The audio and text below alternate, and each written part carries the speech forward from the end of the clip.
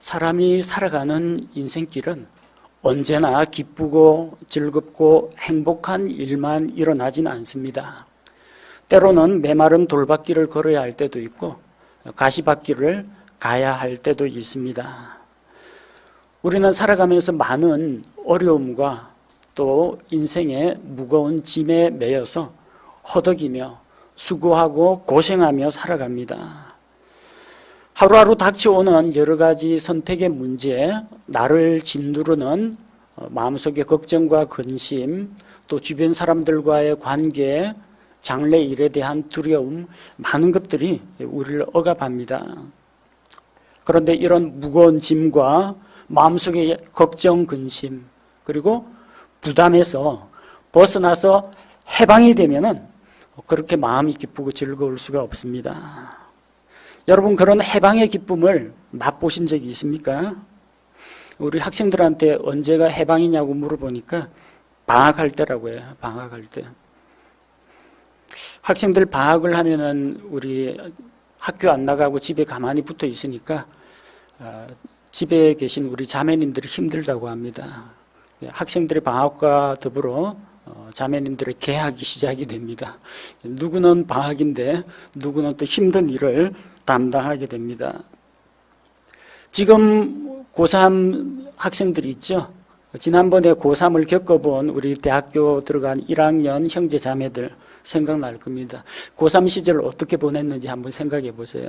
많이 고생하고 또 걱정하고 미래 선택 진로의 문제 때문에 여러 가지로 마음에 이제 불안하기도 하고 좀 부담감을 많이 가졌을 겁니다. 그런데 수시 합격 통보를 받았다. 그러면 이제 걱정, 근심 다 날아갑니다. 수능 평가 시험을 마쳤습니다. 좋은 성적 거두었습니다. 마음이 쉼을 얻을 수가 있습니다. 이제는 무거운 공부의 짐에서 장래 진로와 선택의 문제에서 벗어나서 해방감을 맛보는 겁니다. 직장인들은 직장에서 맡은 큰 프로젝트 하나를 끝내면은 마음의 평안이 찾아옵니다. 한 건 했다, 성공했다, 과제를 무사히 완수했다, 그걸 좋아하죠. 그렇게 일을 마치고 나서 찾아오는 그런 기쁨과 행복, 그것도 해방의 기쁨이라고 할 수 있습니다. 지금 군복무하고 있는 형제도 있고요. 최근에 군복무 마치고 전역한 형제도 있습니다. 그동안 군 내에서 외출도 제한되고 개인의 자유도 제한되고 행동들도 군대 내에서 제약을 많이 받습니다. 그게 군인입니다. 국가와 또 국민들을 위해서 그렇게 수고하는 군인이 자기가 국가로부터 부여받은 그 의무 과정을 무사히 다 마치고 이제 무사히 건강한 모습으로 전역을 해서 가정으로 돌아왔을 때 나중에 물어보십시오. 얼마나 기쁜지. 얼마나 기쁜지. 군대에서는 시간이 잘 안 갑니다. 똑같이 시간이 흘러가긴 하는데 시간이 참 더디게 간다. 빨리 휴가가 빨리 전역이 찾아왔으면 좋겠다. 그리고 그것만 기다리고 있어요. 근데 그 군복무 과정을 성공적으로 마치고 전역할 때 얼마나 기쁘고 행복한지 모릅니다. 저는 장교로 복무를 했지만 그래도 군인이라는 그 신분 때문에 활동에 제약을 많이 받았습니다. 근데 전역을 하게 되고 나서 무거운 짐을 벗게 되고 나니까 군인에서 일반 사회인으로 돌아오니까 그렇게 자유로운 생활이 있었구나. 정말 이 자유가 소중하구나. 그런 걸 경험했습니다. 누구든지 무겁게 눌리던 그런 짐과 부담과 걱정 이런 것에서 딱 벗어나면은 마음이 기쁘고 평안합니다. 개인적인 차원에서 우리는 이런 해방의 기쁨을 맛봅니다. 좀 더 크게 볼까요? 민족적인 차원에서, 국가적인 차원에서 해방의 기쁨을 맛볼 수가 있습니다. 우리 민족은 일본 제국주의의 식민지 지배를 받은 경험이 있습니다. 우리나라 국사편찬위원회에서 낸 책들 가운데 일제 침략하 한국 36년사, 군국 일본 조선 강점 36년사 이런 책들이 나오면서 일제 탄압 36년 이게 자꾸 입에 배어 있습니다. 그런데 실제 식민지 기간은요, 1910년 8월 29일부터 1945년 8월 15일까지 정확하게 34년 11개월 14일입니다. 34년 혹은 35년이라고 하는 게 맞겠죠. 그 식민지 지배하에서 우리 이 일제 식민지를 겪어보신 분도 어르신들 가운데 계시겠지만 대다수는 겪어보질 못했습니다. 역사를 통해서 배우고 또 책이나 방송을 통해서 간접적으로 알게 되었을 겁니다. 식민 통치 지배를 받으면서 대한민국 주권을 우리는 잃어버렸습니다. 우리의 영토를 빼앗겼습니다. 재산을 빼앗겼습니다. 아름다운 우리의 말과 글을 빼앗기고 창시개명이라고 해서 성을 일본식으로 바꾸고 이름을 일본식 이름으로 고치게 했고 우리말 대신에 일본 말과 일본 문화를 강요당했습니다. 조선 총독부가 우리나라를 실질적으로 지배하는 기간 동안 우리는 살아있고 숨을 쉬고 있고 밥을 먹고 있었지만 우리 대한민국 국민으로서의 자유와 권리는 잃어버린 상태였습니다. 그러다가 마침내 우리는 광복절을 맞이하게 됩니다. 광복의 기쁨을 맞이합니다. 우리 국민들의 반일투쟁, 독립군들의 활동, 임시정부의 활약 이런 것들이 마침내 이 연합군과의 그런 긴밀한 협조 도움을 받아서 일본이 결국 연합군에게 항복을 하게 됩니다. 1945년 8월 15일 정오에 일본 왕 히로히토가 라디오 방송으로 항복 선언을 했습니다. 그래서 바로 그때 일본의 항복과 함께 우리 대한민국은 일본의 압제하에서 벗어나 해방이 되었습니다. 그래서 일본 식민지 지배하에서 해방된 것을 기념하는 것이 어저께 8월 15일 광복절입니다. 우리는 올해로 광복 75주년을 맞이했습니다. 해마다 8월 15일 광복절을 맞이하는데 국가 공휴일로 하루 노는 날 뭐 그런 식으로 생각하지 마십시오. 단순히 오늘은 빨간 날, 태극기 다는 날 그런 식으로 생각하지 마십시오. 왜 광복절이란 날을 정해서 이걸 국가의 명절 기념일로 지키겠습니까? 잊어버리지 말고 기억하라는 겁니다. 기억해야 됩니다. 국가의 주권을 잃고 국민의 자유와 권리가 억압받던 그 시절의 비극을 잊지 말아야 한다는 겁니다. 근데 우리는 해방의 기쁨에 도취되어 가지고 많은 것을 다시 놓치게 됩니다. 해방의 기쁨을 맞이하고 빨리 우리나라를 안정시키고 그 다음에 일제 잔재를 청산하고 자주 독립의 기틀을 닦아야 하는 그런 시기에 사회적인 혼란을 틈타서 사회주의 사상이 침투하고 치열한 이념적인 그런 대립으로 우리 민족 자체 내에서 분열이 일어났습니다. 그리고 마침내 남북 분단이 일어나고 같은 동포끼리 총칼을 겨누는 그런 비극을 맞이하게 된 것입니다. 소련과 중공, 공산 세력의 지원을 입고 북한이 6.25 남침 전쟁을 일으켜서 그게 오늘날까지 이 국토의 분단과 우리나라의 이런 오늘날 이런 모습을 우리가 안고 살아가게 된 것입니다. 전쟁은 아직 끝나지 않았습니다. 우리는 지금 남과 북 사이 휴전선을 사이에 두고 있습니다. 휴전 상태입니다. 언제 전쟁이 다시 일어날지 몰라요. 아직 종전선언은 일어나지 않았습니다. 그동안 남북 대화를 위해서 여러 가지 각 정권들마다 한미 남북 비핵화 선언, 남북 동시 유엔 가입, 그리고 남북 이산가족 방문, 금강산 개성공단 여러 가지 활동들을 많이 했습니다. 최근에만 해도 평창 동계올림픽 그리고 기업인들의 북한 방문, 문화 공연 행사 이런 것들을 했지만 여러분 이것 자체가 우리의 평화와 안전을 보장하지는 않습니다. 아직도 북한은 침략 야욕을 버리지 않고 있고 한반도의 포진지를 구축하고 가끔 가다가 한미 연합훈련이라도 하려고 하면 이제 미사일 발사합니다. 남북 공동 연락사무소도 폭파시켜 버렸습니다. 이게 우리 앞에 닥친 현실입니다. 다시 우리가 자유와 권리를 빼앗기고 또다시 누군가의 압제하에 속박하에 들어가지 않도록 하려면요, 해방의 기쁨도 좋은데 이제 정신 바짝 차리고 우리 것을 지켜나가는 지혜가 필요합니다. 우리나라처럼 이스라엘 민족도 비슷한 경험을 했습니다. 이스라엘 민족도 외세의 지배를 받았던 그런 시기들이 있었습니다. 여러 차례 이민족의 침략을 당했고 또 하나님의 도움으로 그들은 해방의 기쁨을 맞이하게 됩니다. 그 내용이 이스라엘의 역사 가운데 성경책에도 기록이 되어 있습니다. 큰 사건 두 가지만 꼽으라고 하면요, 첫 번째는 이집트로부터의 해방입니다. 우리 성경책 창세기, 출애굽기, 여기 출애굽기가 나오죠. 이집트 탈출기.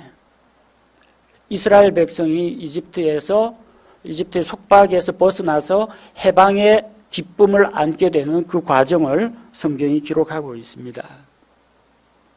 야곱의 12아들 가운데 요셉이 형들에 의해서 종으로 팔려 이집트에 내려갑니다.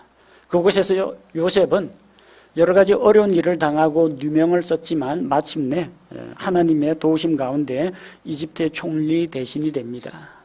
그리고 이집트는 물론이고 팔레스틴과 근동 지방 사람들을 기근으로부터 건져내는 위대한 일을 하게 됩니다. 그리고 그 기근 당시에 가나안 땅에 있던 야곱 일가족을 전부 이집트로 초대합니다. 그래서 야곱의 일가족 70명이 이집트에 내려갔다가 요셉의 보호 가운데에서 그들이 성장하면서 많이 번성하고 불어났습니다.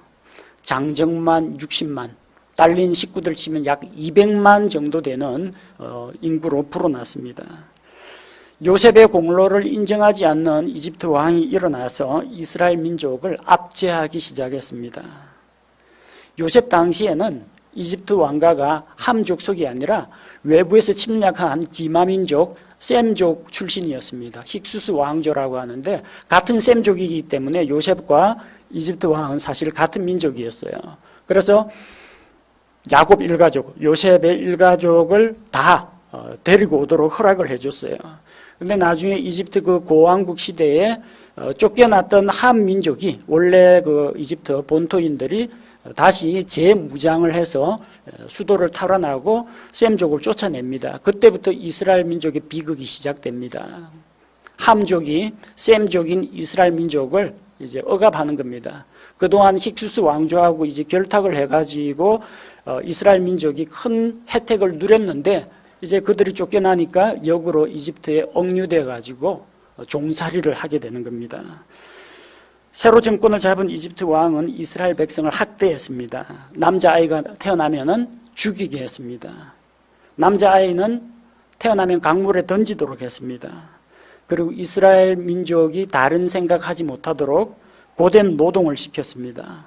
벽돌을 굽게 했고 도시를 건설하는 일에 강제 노역에 그들을 동원했습니다.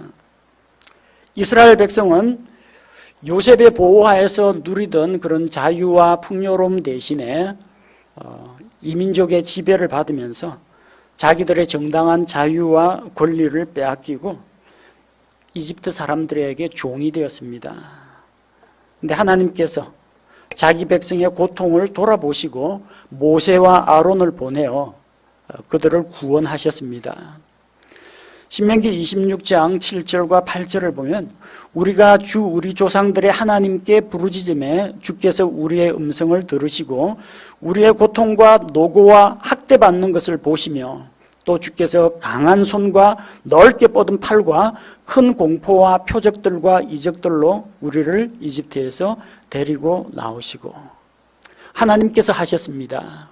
이집트의 압제하에서 신음하고 있던 이스라엘 민족을 하나님께서 이끌어내셨습니다. 이집트를 10가지 재앙으로 치셨죠. 마지막 10번째 재앙이 이집트에서 사람이건 가축이건 처음 난 것 초태생을, 첫 아들, 첫 새끼를 다 죽이는 바로 그 기적을 일으키셨습니다.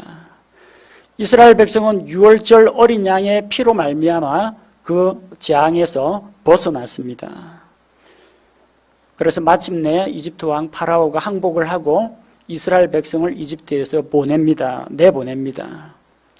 이스라엘 백성은 하나님께서 자기들을 이집트에서 해방시켜 주시고 고된 속박과 억압과 학대 가운데서 구원해 주시고 해방시켜 주신 것을 기념하여 이 날을 대대로 유월절 명절로 지키게 되었습니다. 우리나라식으로 이야기하면 8.15 광복절하고 똑같은 겁니다. 이집트에서 나온 그들은 그 다음 하나님께서 자기 조상 아브라함에게 약속하신 약속의 땅 가나안으로 행진했습니다. 해방의 기쁨도 잠시 그들 앞에 기다리고 있는 것은 황량한 광야였습니다.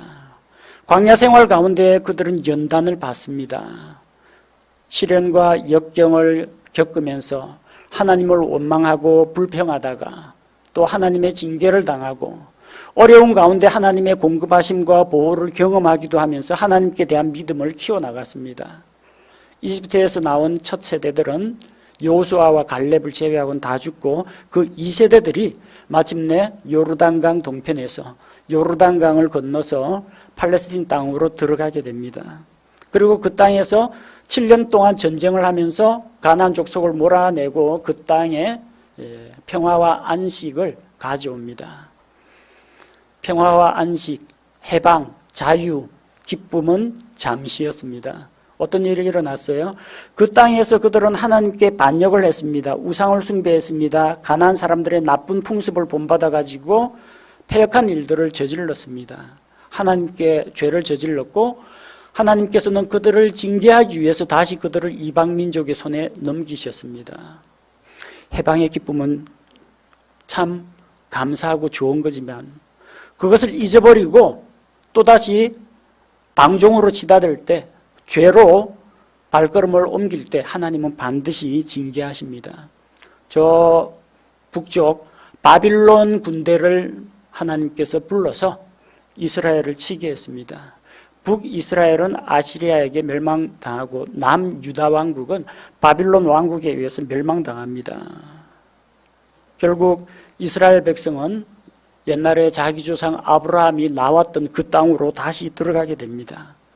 예루살렘 성벽은 무너졌고 하나님의 성전, 솔로몬 성전은 불에 타고 회파되었고 하나님의 전에 있던 그 각종 기구들은 모두 다 바빌론으로 전리품으로 다 빼앗겼습니다.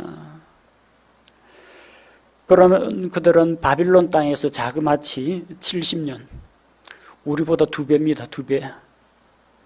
70년 동안 바빌론에서 포로 생활을 했습니다. 나라가 없습니다. 왕을 세우지 못합니다. 주권이 없습니다. 그냥 바빌론 땅에 잡혀와서 그 땅에서 이방 민족에 흡수 동화되기도 하고 또 그들 가운데 이방 여인과 결혼해가지고 민족의 정체성조차도 흔들리게 되었습니다. 그 가운데도 말씀을 따르고 믿음을 지킨 그런 사람들, 그 남은 자들은 다시 약속의 땅으로 돌아오게 됩니다.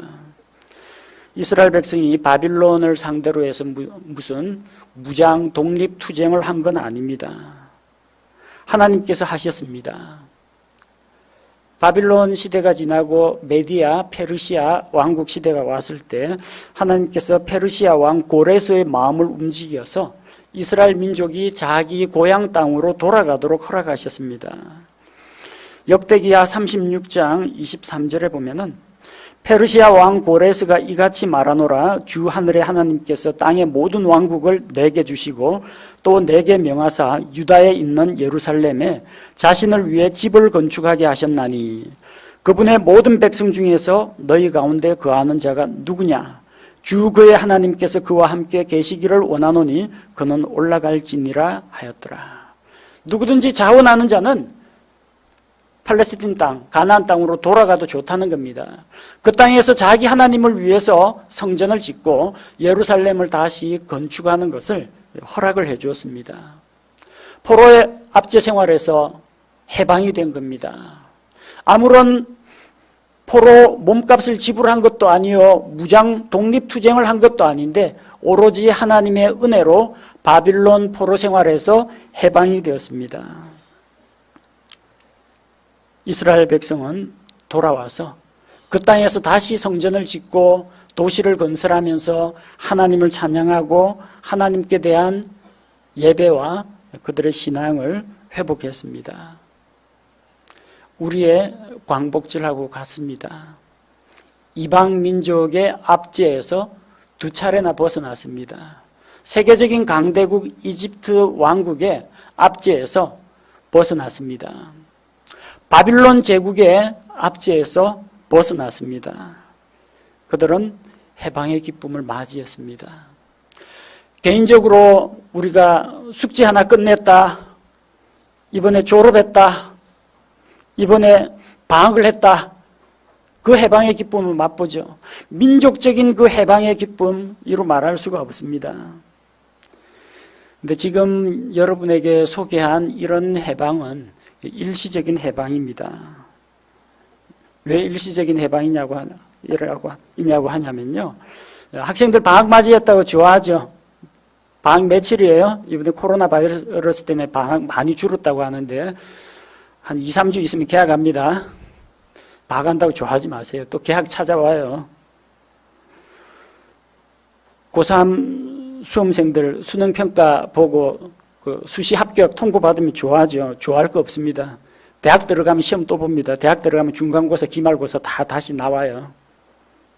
그 잠깐이에요. 그 시험 끝났다는 거. 중간고사 끝났다, 해방되었다, 기말고사 나옵니다, 여러분. 해방은 해방인데 일시적인 해방이라는 거예요. 직장인 큰 프로젝트 하나 마치고 저기 각 팀에서 딱 회식 한 번 딱 하고 야, 해방이다 하죠. 조금 있으면 큰 프로젝트 두세 개 또 떨어집니다. 직장에서 이번 프로젝트 끝났으니까 평생 먹고 살게 해준다, 그런 거 없어요. 또 일해야 돼요. 끝이 없습니다. 군 전역하고 이제 드디어 군인 신분에서 민간인 되었다 좋아하지 마십시오. 사회생활 하려면 힘듭니다. 힘들어요. 그 다음에 이제 취업 준비해야죠. 결혼 준비해야죠. 일거리 또 기다리고 있습니다. 취업했다고 좋아하시는 분들이 있더라고요. 기쁘고 축하할 일입니다. 근데 꼭 취업하신 분들이 보니까 직장에서 빨리 퇴근했으면 좋겠다. 언제는 직장 나도 누구처럼 출근했으면 좋겠다 하면서 직장 막 구하더니 직장 구하고 나면 퇴근 시간 언제 오냐, 점심시간 언제 오냐 그럽니다. 다 일시적이라는 거예요. 우리나라 광복의 기쁨 그 다 어디 갔어요? 그 광복의 기쁨에 도취되어 가지고 정작 중요한 것을 놓치고 잃어버리면요, 우리 이 민족 남북 분단 일어납니다. 이집트의 압제에서 해방되었다 좋다고 가다가 광야에서 해이해지고 나태해지고 노예 근성 못 버리고 하나님께 반역하다가 많은 사람들 죽어나갔습니다. 약속의 땅 가나안 정복의 가나안 땅 얻었어요. 이제는 우리가 이 땅 안에서 독립된 왕국을 만들자. 사울 왕, 다윗 왕, 솔로몬 왕, 솔로몬 아들들에 가서 남북 분단돼 버렸습니다. 그리고 그 땅에서 우상숭배가 너무 극심하니까 바빌론 군대를 불러서 하나님께서 이스라엘을 치고 이스라엘을 포로로 잡아갔습니다. 바빌론 포로의 생활 70년 하고 해방되었다 좋다고 돌아왔죠. 그 다음 어떤 일이 일어났어요? 그리스 왕국이 일어납니다. 그리스 제국. 그 다음에 이제 좀 살 것 같다 하니까 로마 제국이 쳐들어와가지고 신약 시대 예수님 당시 로마 제국이 이스라엘 정복했습니다. AD 68년에서 70년 로마의 항구에서 독립투쟁하다가 결국 로마 군대에 의해서 이스라엘 사람들을 학살당하고 전 세계로 뿔뿔이 흩어지는 유대인 디아스포라, 흩어져 사는 유대인들이 되어버렸습니다. 그리고 한동안 나라를 잃어버리고 전 세계에 또 돌아다니는 방랑자 신세가 되었습니다. 해방의 기쁨 중요합니다. 근데 그런 해방은 일시적이라는 거예요. 언제 또다시 종살이 할지 모릅니다. 언제 또다시 침략을 당할지 모릅니다. 언제 또다시 강대국의 지배를 받게 될지 모릅니다. 우리에게 영원한 해방은 없느냐?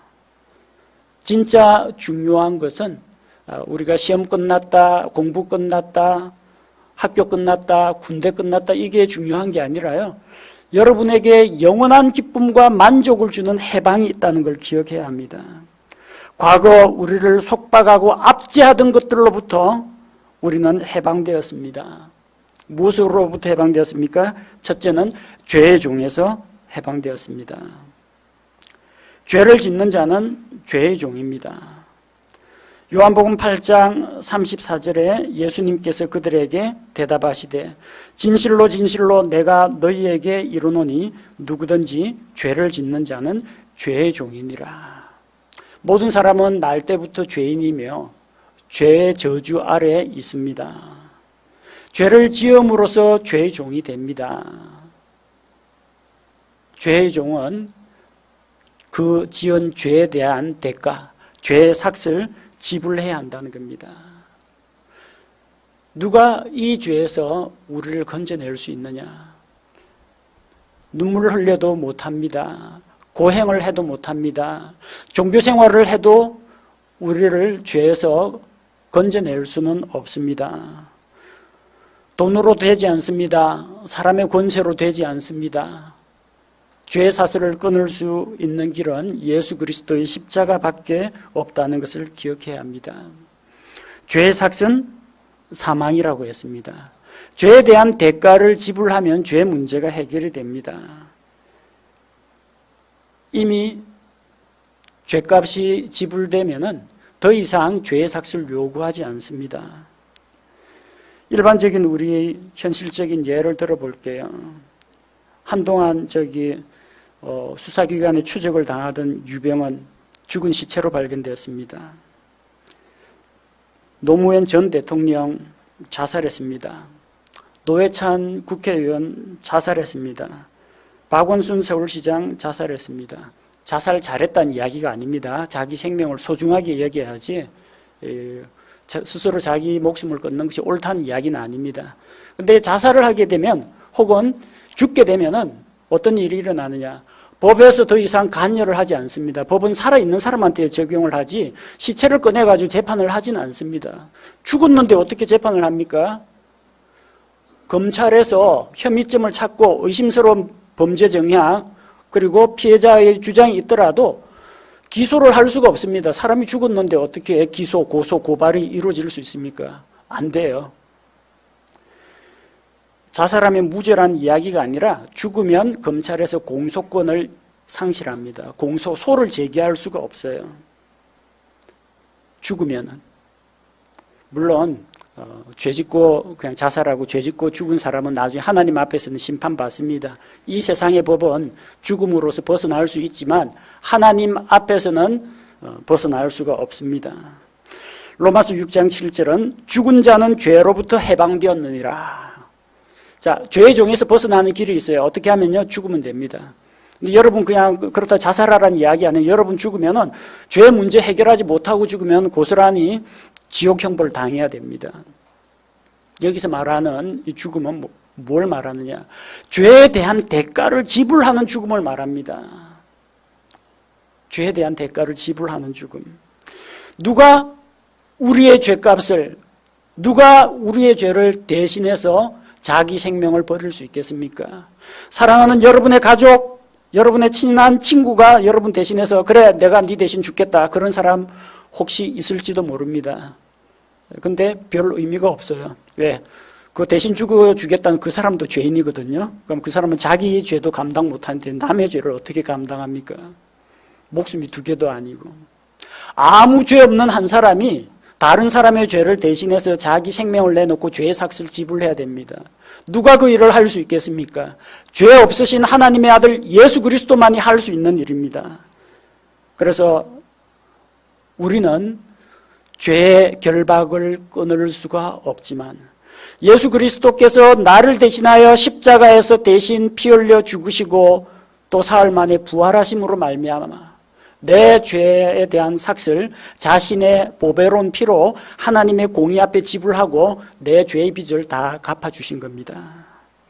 그래서 나는 그리스도와 함께 십자가에 못 박혀 죽고 그리스도와 함께 다시 일어남으로 말미암아 죄에서 벗어났습니다. 죽은 자는 죄로부터 해방되었느니라. 내가 그리스도와 함께 십자가에 못 박혀 죽었다고 했습니다. 예수 그리스도와 함께 십자가에 못 박혀 죽고 그분의 부활에 같이 연합하는 자는 죄의 종에서 해방된다는 겁니다.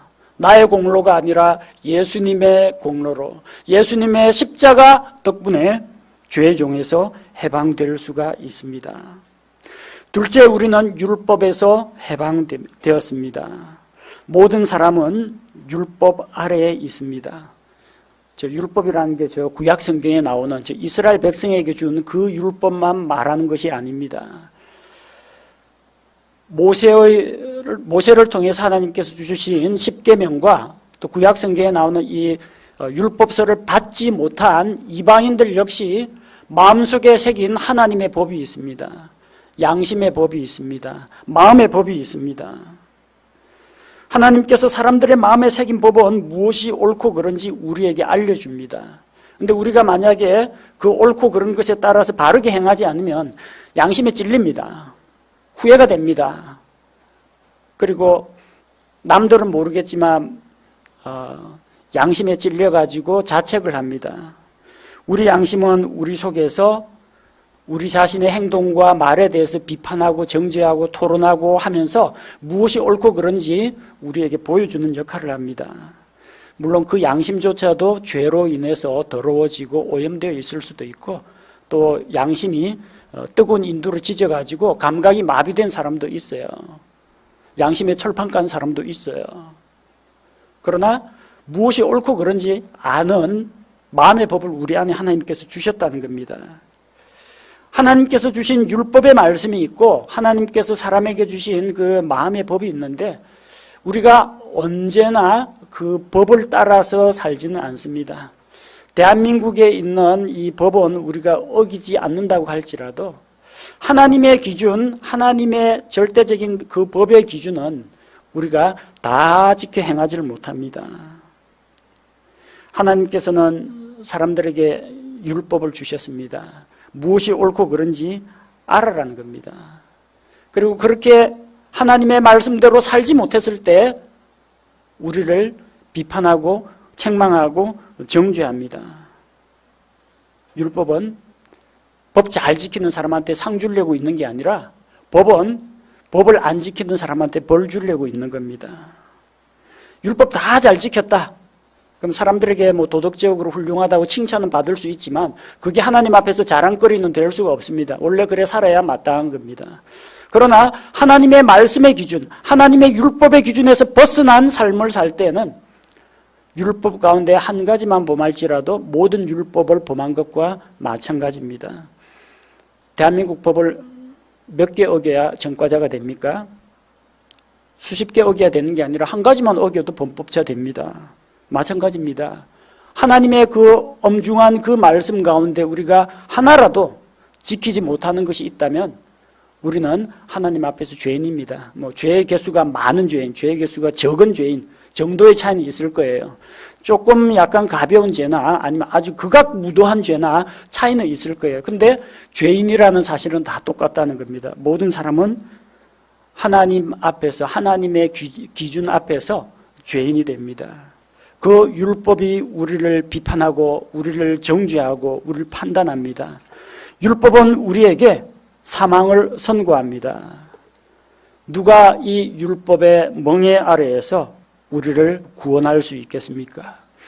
예수님께서 우리 대신 율법의 요구를 완성하셨습니다.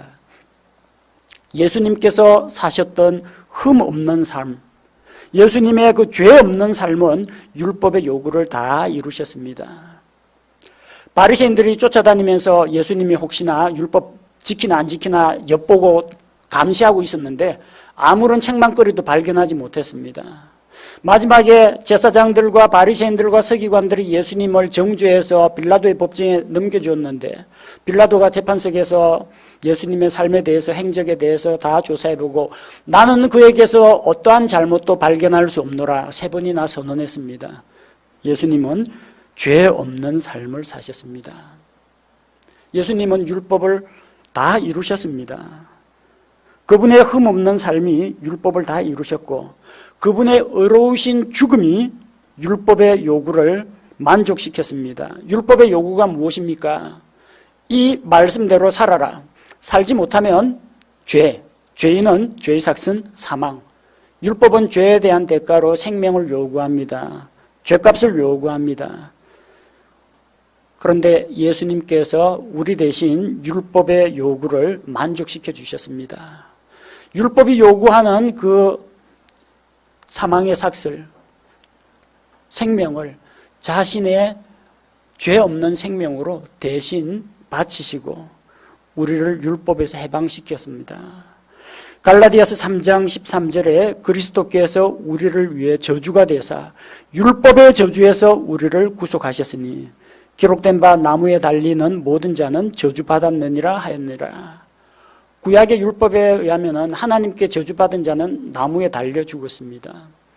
예수님의 십자가 그 나무에 예수님께서 우리 대신 달려서 우리가 받아야 할 율법의 저주를 하나님께서는 예수님의 머리 위로 다 전가하셨습니다. 그래서 우리는 율법에서 해방되었습니다. 율법에서 해방되었다는 것은 이제 법 안 지키고 살인, 강도, 강간, 도둑질, 사기 다 해도 괜찮다 그런 의미가 아닙니다. 율법이 요구하는 죄에 대한 형벌을 더 이상 받지 않아도 된다는 겁니다. 왜? 예수님이 우리 대신 형벌을 받았기 때문에. 우리는 율법 아래 있지 않습니다. 대신 은혜의 법 아래 있습니다. 예전에는 이거 지키면 다행, 안 지키면 죄, 요 사이에서만 왔다 갔다 했습니다. 대부분 죄 쪽으로 많이 넘어졌죠. 근데 은혜의 법은 이 죄냐 아니냐 이런 수준이 아니라 이것이 하나님께 영광을 돌리는 것이냐, 이것이 다른 사람들에게 선과 유익을 끼치는 것이냐, 이것이 다른 사람을 배려하고 은혜를 끼치는 것이냐, 이런 큰 수준에서 보는 겁니다. 이 큰 은혜의 법 아래 있으면은 율법은 아무런 의미가 없습니다. 법은 도덕의 최소한이라고 하죠. 법보다 더 포괄적인 게 도덕입니다. 도덕보다 더 포괄적인 것이 무엇입니까? 하나님의 은혜의 법입니다. 우리는 율법에 매여서 이거 지키면 안 지키면 이 사이에서 갈등하며 사는 것이 아니라 하나님께서 주신 율법의 그 정신, 사랑과 공의와 진리, 이 모든 것을 예수 그리스도 안에 있는 사랑의 법 가운데서 성취할 수 있게 되었습니다. 그리스도인은 무질서주의, 무법주의자가 아닙니다. 오히려 법을 지키는 사람보다 더한 하나님의 수준, 하나님의 성품을 닮아가고자 하는 자입니다. 더 이상 율법이 우리를 정죄하거나 비판하지 못합니다. 율법은 할 수 없는 것을 예수님께서 하셨기 때문입니다. 셋째로 우리는 사망 권세에서 해방되었습니다. 첫사람 아담이 범죄한 이후 모든 사람에게 죽음이 찾아왔습니다. 아담의 죄로 인해서 아담만 죽은 것이 아니라 아담의 몸에서 태어나는 그 후손들도 죽음을 맞이하게 되었습니다. 로마서 5장 12절에 그러므로 한 사람으로 말미암아 죄가 세상에 들어오고 죄로 말미암아 사망이 들어왔나니 이와 같이 모든 사람이 죄를 지었으므로 사망이 모든 사람에게 임하였느니라. 아담과 같은 죄를 짓지 않은 자도 죽습니다. 태어난 어린 아기가 에덴 동산에서 뭐 따먹고 그런 거 안 했죠. 근데 영아 사망도 있습니다. 어린아이가 죽습니다. 왜 죽습니까?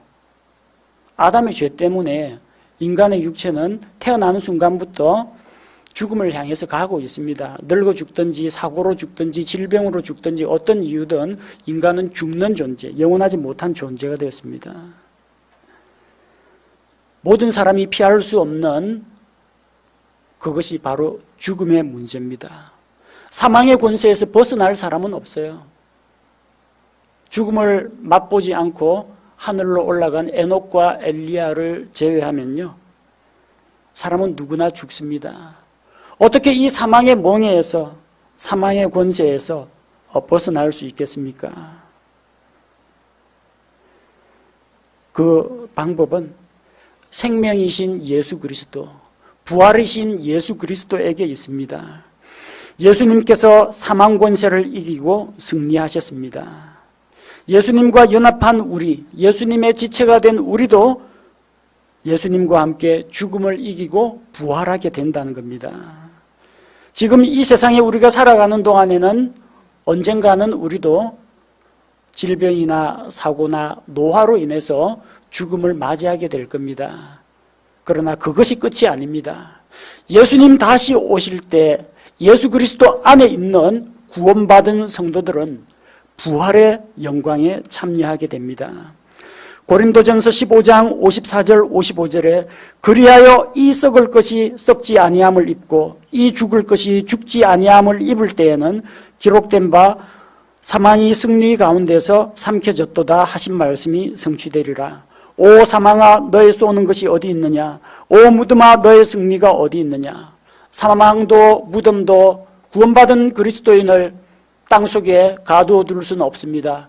예수님 다시 오시는 영광스러운 그날에 그리스도 안에서 죽었던 자들이 먼저 몸을 입고 부활하게 될 것이요, 살아서 예수 그리스도 오심을 맞이하게 되는 자들은 영광스러운 몸으로 변화되어 주님을 맞이하게 될 것입니다. 그리고 그 이후 우리는 죽지 않고 썩지 않고 쇠하지 않는 하나님께서 주신 영광스러운 몸, 부활의 몸을 입게 될 것입니다. 그때 우리는 사망의 권세에서 해방이 되는 것입니다. 네 번째는 우리가 마귀의 압제, 마귀의 속박에서 해방이 됩니다. 이스라엘 백성은 이집트 왕 파라오의 압제하에 있었습니다. 바빌론 왕국의 압제하에서 포로 생활을 했습니다. 그러나 오늘날 전 세계에 있는 수많은 사람들은 하나님을 알지 못하고 죄 가운데 있으면서 마귀의 종로로 타면서 마귀의 지배를 받습니다. 마귀는 이 세상의 통치자요, 믿지 않는 자들은 마귀의 지배와 그 영향력을 받게 됩니다. 꼭 사람이 마귀 들려가지고 막 정신이 이상해지고 그래야만 마귀의 지배를 받는 게 아닙니다. 세상의 교육과 잘못된 이제 문화와 풍습 이런 것들이 우리에게 영향을 미치고 있습니다. 사탄은 문화와 예술 분야도 건드립니다. 이상한 영화나 음악 같은 걸로 사람들을 미혹합니다. 사탄은 법과 제도, 정치적인 어떤 이런 것들을 통해서도 사람들에게 악영향을 미칩니다. 세상의 통치자이기 때문입니다. 하나님을 믿지 않는 사람들은 마귀를 따르는 자입니다. 중립지대는 없습니다. 하나님 편 아니면 마귀 편입니다. 중간은 없습니다. 사람들은 마귀를 따라서 하나님을 거역하고 죄를 짓고 그렇게 마귀의 노예가 되어서 살다가 마침내 영원한 시간을 마귀와 함께 꺼지지 않는 불호수 속에서 보내게 될 것입니다. 에베소서 2장 2절에 지나간 때에는 너희가 그것들 가운데에서 이 세상의 행로를 따라 걸으며 세상 풍습 따라 걸었습니다. 공중의 권세 잡은 통치자 곧 지금 불순종의 자녀들 가운데서 활동하는 영을 따라 걸었느니라. 공중 권세 잡은 통치자 마귀를 따라서 우리가 살아갔다는 이야기입니다. 마귀의 종이기 때문에. 누가 마귀의 압제에서 우리를 건져낼 수 있습니까? 마귀는 우리보다 머리가 좋습니다. 똑똑합니다. 지혜롭습니다. 우리보다 오래 살았습니다. 마귀는 힘이 강합니다. 각종 초자연적인 현상을 일으키고 마술, 기적 이런 것들도 일으킬 수가 있습니다. 우리는 상대가 되지 않습니다. 우리는 벗어날 수가 없습니다. 그러나 바빌론 포로 생활에 있던 이스라엘 백성을 하나님께서 은혜로 해방을 주신 것처럼 예수님께서 우리를 마귀의 권세에서 건져내어서 그분의 왕국에 들어가게 하셨습니다.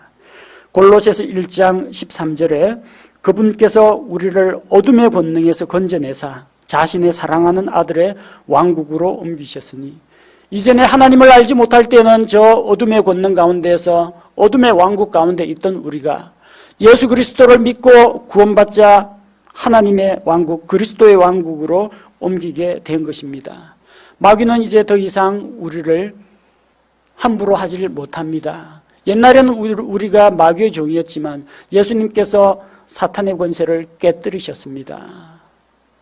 예수님의 승리는 예수님의 지체가 된 우리 성도들의 승리입니다. 예수 그리스도 안에서 우리는 이미 이겼습니다. 하나님의 은혜로 믿음을 통해서 우리는 이런 압제에서 벗어났습니다. 죄와 율법과 사망과 마귀에게서 해방이 되었습니다. 이스라엘 백성은 해방의 기쁨을 이렇게 노래했습니다. 시편 124편 7절과 8절에 우리의 혼이 새 사냥꾼의 올무에서 벗어난 새같이 피하였나니 올무가 끊어짐으로 우리가 피하였도다. 우리의 도움은 하늘과 땅을 만드신 주의 이름 안에 있도다. 여러분 옛날에 어릴 때 새 잡아보신 적 있습니까? 바구니에다가 이 막대기 딱 줄 달아놓고 밑에 쌀 뿌려놓고 새가 들어가면 줄 착 잡아당겨가지고 함정을 가지고 새를 잡거나 아니면 올가미 같은 것들 만들어가지고 새의 발이 그 올가미 안에 들어오면 잡아채가지고 새를 잡고 그러죠. 새는 날아가려고 하는데 못 납니다. 버둥버둥 해가지고 묶여있거나 아니면 그물에 발이 엮여가지고 도망가지 못합니다. 얼마나 무섭겠습니까? 잘못하면 참새꾸기가 될 수도 있는데요. 근데 새 사냥꾼의 올무에서 누가 이 올무를, 새는 그거 못 풉니다. 새 머리 갖고는 그 올무 푸는 방법, 매듭 푸는 방법 몰라요. 누가 풀어요? 사람이 놓아주려면 이거 풀어가지고 휙 날려보냅니다. 그럼 자유롭게 날개치며 마음껏 하늘을 날아갈 수가 있습니다. 우리 손으로 우리 자신을 구원할 수 없습니다. 우리 힘으로 우리 자신을 해방시킬 수 없습니다. 하나님께서, 전능하신 하나님께서 일을 하셔야 됩니다. 우리는 값없이 해방의 기쁨을 맛봅니다. 대신 하나님이 값을 지불해야 합니다.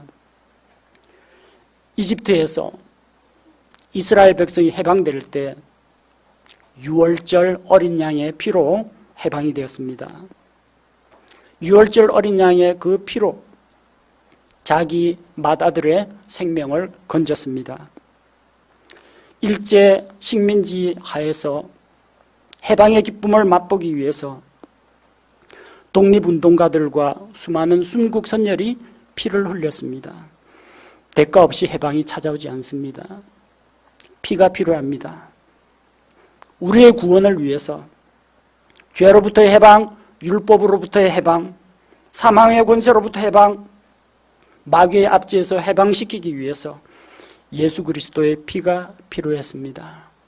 예수님의 피로 말미암아 우리는 해방되었습니다. 죄와 율법과 사망과 마귀의 속박에서 해방된 우리는 무엇을 해야 할까요? 첫째는 우리를 해방시켜 주신 하나님께 감사와 찬양을 드리는 것이 마땅합니다. 시편 126편은 바빌론 포로 생활에서 해방된 이스라엘 민족의 기쁨과 감격을 노래한 것입니다. 우리 광복절 노래와 마찬가지로 그들도 이런 노래가 있습니다. 시편 126편 1절 2절에 주께서 시온에 포로된 것을 되돌리실 때 우리가 꿈꾸는 자들 같았도다. 그때 우리 입에는 웃음이 가득하고 우리 혀에는 노래가 가득하였도다. 그때 이교도들 가운데 거하는 자들이 이르기를 주께서 그들을 위하여 큰 일들을 행하셨다 하였도다. 주께서 우리를 위해서 이 큰 구원을 이루셨다. 우리에게 해방을 주셨다. 이것을 시편 기자는 이스라엘 백성은 함께 노래했던 것입니다. 여러분 구원의 기쁨, 해방의 기쁨 노래하십시오. 찬양으로 하나님께 영광을 돌리십시오. 하나님 앞에 감사의 기도를 드리십시오. 하나님께서 이렇게 나를 구원하셨다고 주변에 있는 형제자매 안 믿는 친구들에게 간증을 하시기 바랍니다. 그것이 해방된 자가 마땅히 해야 할 일입니다. 두 번째, 우리는 압제에서 해방되었으니 다시 종으로 돌아가지 말아야 합니다. 광복의 기쁨도 잠시 이념 대결하다가 남북 분단되는 이런 비극적인 현실을 맞이해서는 안 됩니다. 이집트에서 해방되었다고 좋다고 하다가 광야에서 쓰러져서 시체가 되는 일이 있어서는 안 됩니다. 가나안 땅에서 안식을 얻었다고 좋아하다가 바빌론 포로로 잡혀가는 이런 악순환을 되풀이해서는 안 된다는 이야기입니다. 우리는 이미 종의 신분에서, 죄의 종에서, 마귀의 종에서 다 풀려났습니다. 근데 자발적으로 종이 되는 사람이 있어요. 난 하나님의 아들이 되었는데, 나는 구원받은 성도인데 내가 내 발로 기어 들어가가지고 마귀 종노릇 하는 사람들이 있다는 이야기입니다. 로마서 6장 16절에 너희 자신을 누구에게 종으로 내주어 순종하게 하면 너희가 순종하는 그 사람의 종이 되는 줄을 너희가 알지 못하느냐.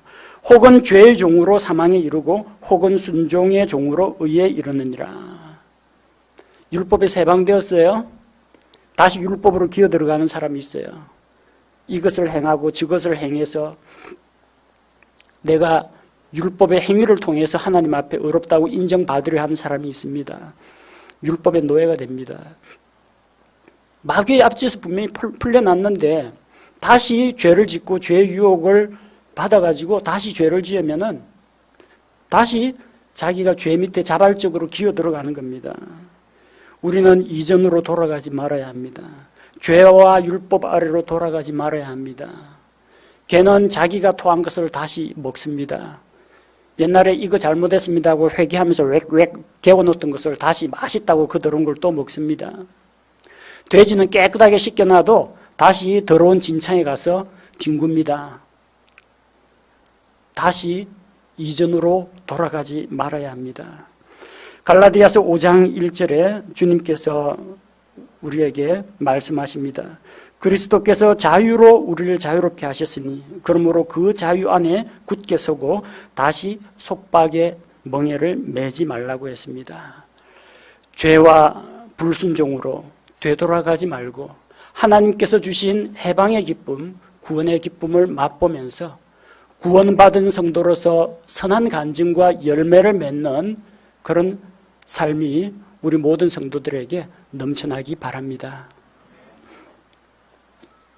함께 기도하겠습니다.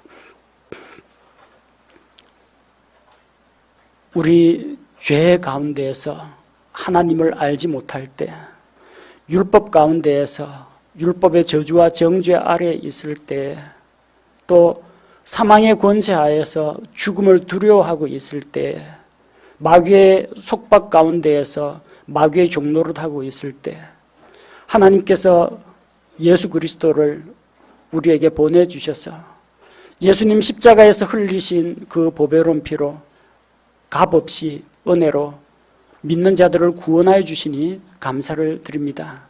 세상에서 누리는 잠시 동안 누리는 휴식과 또 안식과 해방의 기쁨도 우리에게 유익이 됩니다만 그것은 다 일시적인 것들이고 우리에게 진정 만족을 주는 영원한 기쁨이 있다는 것을 기억하게 하옵소서. 죄와 사망의 권세에서 벗어난 이 기쁨을 이루 형용하지 못하며 하나님 앞에 감사와 찬양과 존귀를 드립니다. 우리를 구원하신 주님께서 영광을 받아주시고 또 우리 삶 가운데서 하나님의 위대하신 구원을 사람들에게 알리고 입술로 고백하고 찬양하는 그리스도인이 되게 하옵소서.